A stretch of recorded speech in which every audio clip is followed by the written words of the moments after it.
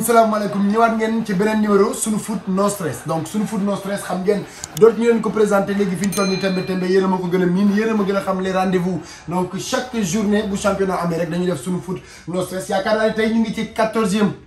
journée football bi tey nag dama ko dëpp au lieu ma commencé ak la Ligue 1 damaa commencé ak la Ligue 2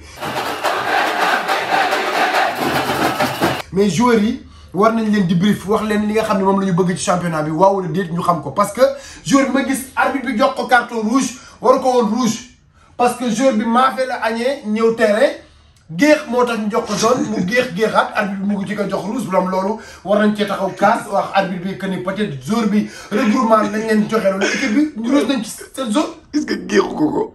ba dem mu géex arbitre bi loolu nga xaat kon loolu infraction la moo tax kon ñu jox ko rouge ay ca maa ngeen di kontaan bu baax a baax suñu foot wax naa ne heure bi waroon na fekk ñu am ay sponsor 4 wala 5 sponsor lan ngeen di xaar ñëw leen nañ dem ci Ligue 2 Ligue 2 bi nag tey 14e journée bi yaakaar naa samedi lay commencé le 1er mai bu ñu nee 1er mai mooy fête du travail waaye ñii ñoom feetuwuñu dañuy liggéey am na ci ñëpp bàyyi xel maa ngi souhaité ñëpp une très bonne fête yéen ñii liggéey ñëpp maa ngi leen di kontaan di leen souhaité une très bonne fête donc Ligue 2 tey samedi 1er mai dañuy am Africa Pro Foot moom mooy joué ak la Sonacos donc loolu match la bu neex match bu am solo waaye Amitié FC dina joué ak ki nga xam mooy Guédiawaye FC Banlieusards yi war ngeen a yéeg en première division yi tamit lan ngeen di xaar li nga xam ni moom mooy waa IG Fatick ñoom war nañu joué ak Renaissance de Dakar loolu tamit match la boo xam ni dina neex loolu Kër Madior dina joué ak Port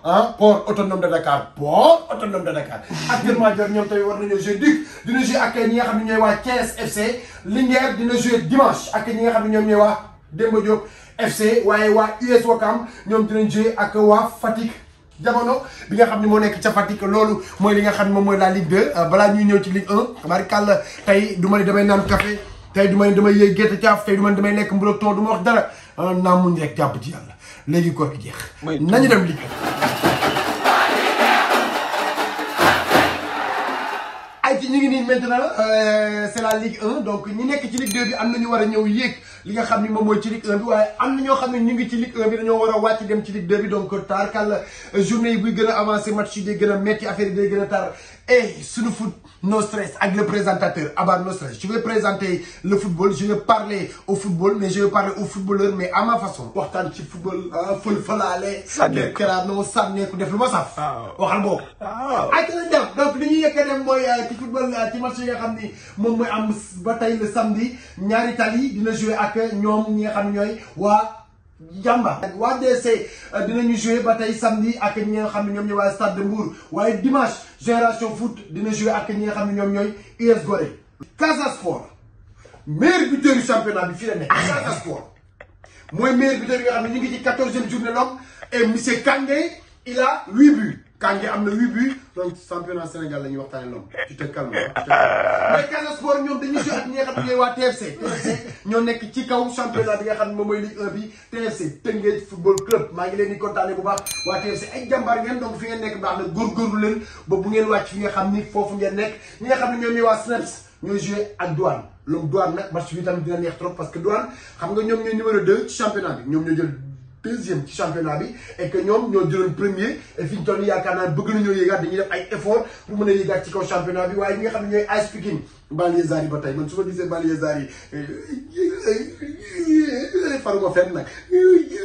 Banlieusards yi Pikine ñoom ñooy joué l'homme ak ñi nga xam ne ñoom ñooy waa Ñambour donc loolu tamit match la boo xam ne dina neex lool match bi doon na neex mais amul dañ ko remettre ci beneen jour match remis boo ko gisee mooy match bi nga xam ne beneen fan lañ ko tëgg waa Mbour FC ñoo war a joué ak waa Jaraaf ñuy félicité waa Jaraaf bu baax a baax ñu ngi dem Afrique ñu ngi football représenter le Sénégal ci Afrique mais ñu ngi ñuy représenter dignement parce que boo xoolee ci poule bi ñu nekk ñoo fa jël premier ay victoire am nañ ci 3 ay match nul am nañ ci 2 yaakaar naa boo juumul et puis fi ñu nekk nii baax na lool donc dignement ñu koy représenter le Sénégal na ci ñëpp jàpp na ñëpp support li nga xam ni moom mooy waa Jaraaf ñu am ay ndam yu bëree donc lii mooy 14e journée bi nga xam moom laa wax ànd ceeg waa 13 TV donc wax naa ni sama gars yi ci caméraman bi maa ngi ci amoon ci sama caméra maa ngi ci amoon ki nga xam ni moom mooy l'homme wax naa ni li nga xam ni ki koy monté mooy Amadou ki nga xam ni moom moo koy publier mooy Pape Sarr waaye ki nga xam ni moo nekk sama ginnaaw ki may concurrencé nga xam du ma ko may dara. donc baa ngi ni kontaanee on se donne rendez-vous ba beneen championnat on se donne rendez-vous beneen journée on se donne rendez-vous wax leen beneen calendrier moo xam ne mooy calendrier li nga xam ni moom mooy Ligue 1 Pro bi di leen kontaanee bu baax a baax a baax LSFP moom mooy Ligue sénégalaise football professionnel donc ñu ngi leen di jox rendez-vous ak 13 TV beneen numéro waaye wax naa ni joueurs yi nañu bàyyi xel ci regroupement yi mais arbitre bi dinañ dawal yërmante loolu man fekk na arbitre boo xam ne match bi dafa départ taj koy bàyyi ba championnat bi ñëw mais damay wax ngeen pronostiqué non non loolu sama yaram xam nga dama ne tàcc mais dafa am lu génn. daa am lu dagg ci yow. sentir naa ko yuux yi sentir naa mais nañ ma pronostiqué ma xool yan club ci UEFA ak yan club ci Ligue des champions ñooy dem final ak kan moo koy jël naa ci teg loobu doy waar donc fii toll nii lu ma wax rek xamal ni bénéfice la mënatuma daal tàjjee ma kañ tàcc.